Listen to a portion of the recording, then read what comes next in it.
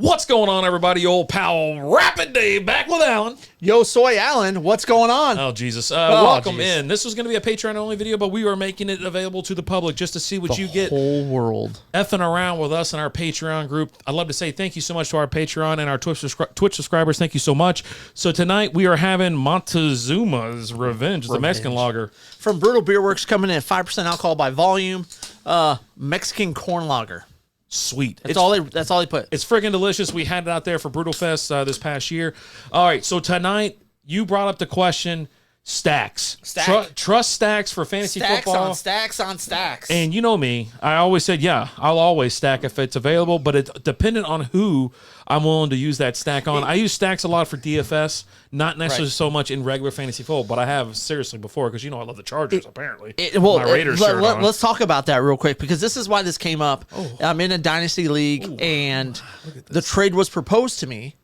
Joe Mixon. Yep. I have Joe Mixon. He was going to give me Austin Eckler. Yep. Because he just traded Josh Allen for Josh Herbert. Traded Josh Allen for Josh Herbert. Right. Jesus. Justin Herbert, not Josh. Well, I mean, he's doing like a fire sale or something? So he's traded for Herbert. Okay.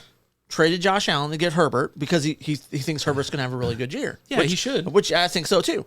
But better than Josh Allen? I don't know. I don't know. Yeah. I actually think I rated Herbert as my number one quarterback this year in fantasy.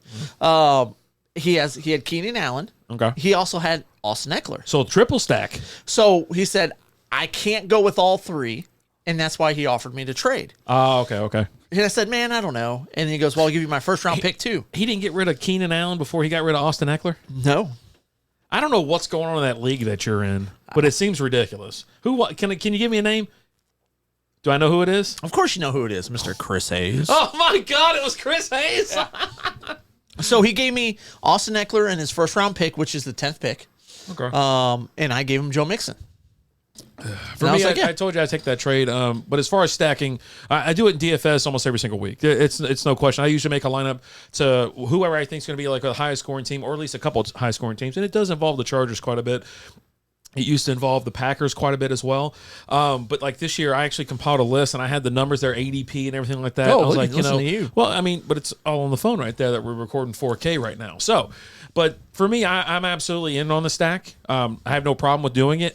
But for fantasy, long term, I won't tend to stack more than 2 for the season. Now, DFS, I'll put the whole damn team out there. Right. DFS is a different beast because you're on a week-by-week basis, Absolutely. Right? So if you've got the Chargers in a favorable matchup, take Herbert, take Keenan Allen, take Austin Eckler. I'll do it if I know it's going to be like a shootout. That's what I'm looking for, not just total domination, because then guess what? The starters come out of the game. There's no reason for them to be in the second half or something like that if they're playing a weaker, lesser opponent. You want them in the situation where they have to keep throwing the ball. They have to keep pressing the offense, and that will lead to more points, obviously. You want Herbert dumping the ball to Eckler. You want him to throw the ball to Keenan Allen, the deep ball to Michael Williams. For me, they're absolutely a complete stackable team. That's one of the most complete stackable teams, I think, in the NFL. Okay.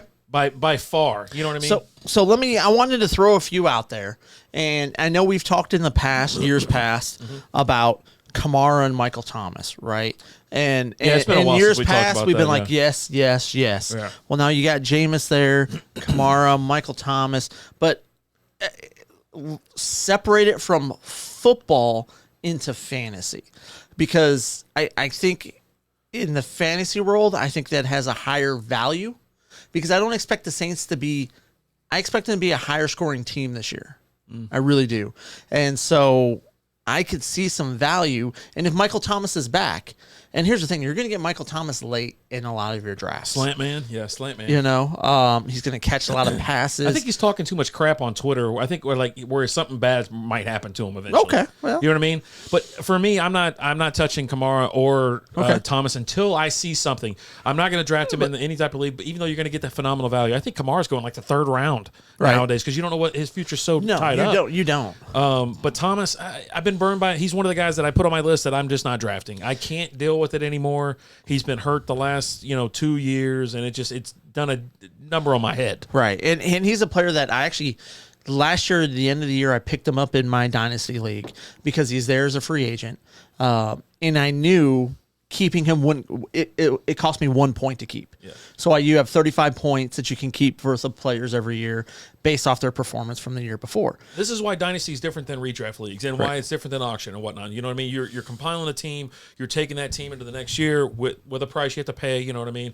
But like redraft and whatnot, yeah, I don't know where he needs to land for me to pick him up. But someone else will already get him before I'm comfortable with drafting him. Okay. And it's one of those things where I need to see it first, and then maybe I'll throw out some stacks on DFS. But for me, I'm not drafting Kamara. I'm not drafting Thomas. For me, they're untouchable. Let's say 4th round, Kamara's still there. 4th round, here's something. I wish we had more time because no.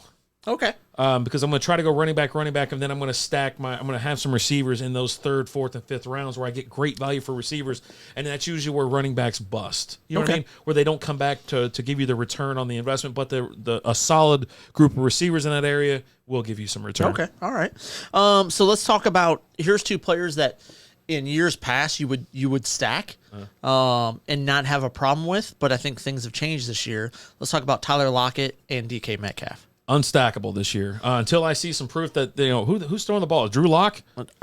Last I saw, Geno Smith was slated as the starter. So as of Geno right now. Smith or Drew Lock. I'm going to have to see a couple games before I do anything. And no, I will not be drafting either one of those players. I don't care where they land. I feel bad about it because I love Tyler Lockett. You love Tyler Lockett. DK Metcalf, and I love Russ. When Russ was there, I stacked these guys. I had Russ and Lockett almost every single one of my leagues, and I picked up DK Metcalf and Russ and a couple others.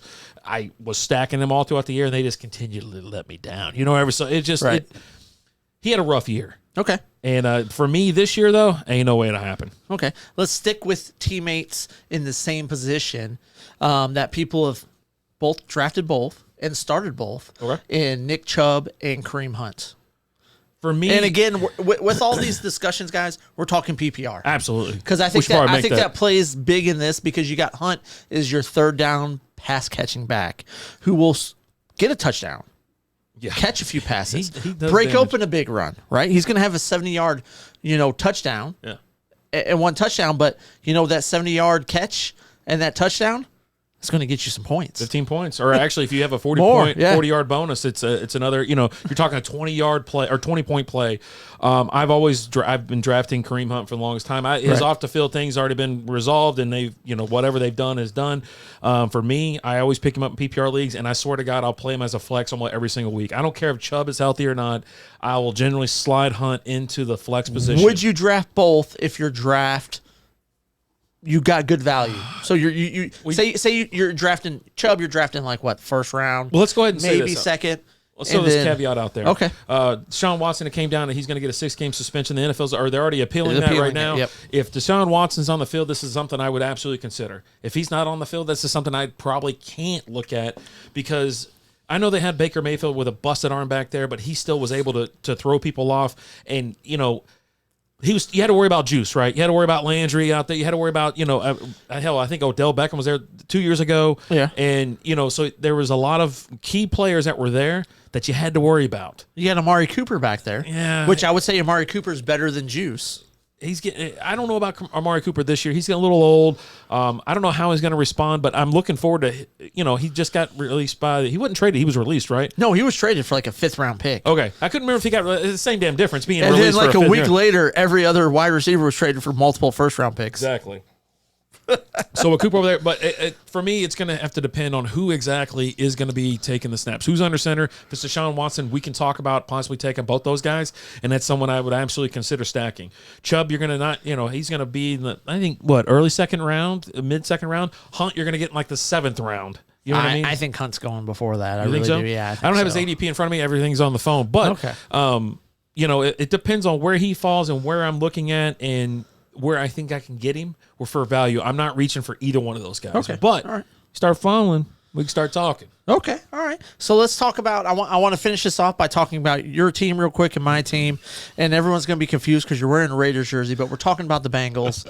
What are you doing with the Bengals and what are you doing with stacking? I mean, are you looking to draft Joe Burrow? Are you looking at Jamar Chase, right? And then Joe Mixon. I can't remember the last time I drafted a Bengal other than like T. Higgins. T. Higgins or whatnot. I rarely get Joe Mixon because wherever I'm positioned, I end up taking Dalvin Cook or I end up taking someone else that I love Joe Mixon. He's a phenomenal player. Last year, he had a hell of a year. Right. The Bengals had a great year last year. Chase was phenomenal. Burrow was great. But you want to talk about a great stack, if you want to put that out there, Burrow, Mixon, and then Chase, sure. And maybe even Higgins, too. I mean, you can get crazy if you really want to. Maybe more so DFS and not so much a draft league, right? But personally, no, I'm not going to do it. I love the Bengals, but I am not stacking them. Okay. Even though Mixon and Jamar Chase would be phenomenal players to have in their own right. Those are the two I would consider. I think I would consider stacking those in a regular PPR league. Okay. All right. Yeah. And last one, let's talk about my Lions real quick. I was about to say, don't forget about the Lions. We're not forgetting about my Lions. There's two I would stack. Here's the thing with the Lions, and I think a lot of people might be overlooking this. Right now, they have the fourth ranked. Now, granted, the games haven't been played, right? Yeah. But preseason fourth ranked offensive line, which is definitely going to help. You've got DeAndre Swift there. You had Jamal Williams, who came in when they were both playing and both getting good yards. Amon-Ra St. Brown, DJ Chark, TJ Hawkinson. Say what you will about Jared Goff, but the guy has proven he can get the job done when he has a good offensive line and a good run game, which I'm expecting the Lions to have this year. I'm expecting that offense to be pretty good. What are you stacking in Detroit? You're going to have to give me Swift, and I'm on the St. Brown, right? Amon-Ra St. Brown, yeah. Those are the two guys that definitely stand out. We're big Shark fans. We loved him, ever since he broke onto the scene. But, now that he has Goff throwing to him, we'll see. You know what I mean? But the other two guys, those are the only two I think I'm willing to stack. I'll grab Williams later in the draft just to pick up like filler or a handcuffed if I do get Swift. And we need to talk about handcuffs one of these days as well, because of the fact that, I always draft at least one handcuff. And but yeah, those are the two guys I'll do. I'm not going to draft Goff. I'm not going to start Goff. I'm not even going to include him in any type of stack until I see what happens, because I think that they will be so well balanced this year to where they're not going to rely on him to drop back and throw 75% of the time. They're going to hand it off a lot. They're going to hand it off a lot. They're going to have a lot of handoffs, and I think you're going to have a lot of dump offs, which is going to help, because I think Swift's going to break some things open this year for sure. And even if he does get hurt, knock on wood, we don't want to see anything like that happen. But Jamal Williams, he can step into they just signed not Justin Jefferson. Justice? Not Justice. Justin, ex-Charger, right? Right. Yeah. I'm just drawing a blank on his name right now. But yeah. But they just signed him as another running back option. And then don't sleep on TJ Hawkinson. The guy's gotten better each year he's been in the league. I don't think he was better last year than the year before. I think, or maybe they had huge the year before that he was injured. Yeah, so that was the thing. He came out, got injured, and then he did better than what he did when he was injured. But it's like right now you don't know how to gauge him. Because when he came out, man, I was on board. I was like, yeah, let's get it, man. Let's get it, But I think you're right. Their offense is probably the best it's been in a long time. And you're looking. This is a team that could be. A lot of people might be sleeping on, and this is something that you could either draft in regular PPR leagues, or if you want to do DFS. But like I said, time will tell. Right out of the gate in week one, DFS is kind of you're just throwing darts at a board, right? You can go off stats, but you still don't know how the season's going to start, and you don't know what the hell's going to happen either. So, week 2, week 3, that's how you start kind of feeling things out and whatnot. But yeah, for me, there's Detroit players that I would totally stack. Sweet. Hey guys, let us know who your favorite. Who are you looking to stack this year? Who have you stacked in years past? Who are some of your favorite stacks? Let us know, guys. But hey, thank you guys so much. As always, I'm Alan. I'm Rapid Dave. Talk to you guys later. Deuces.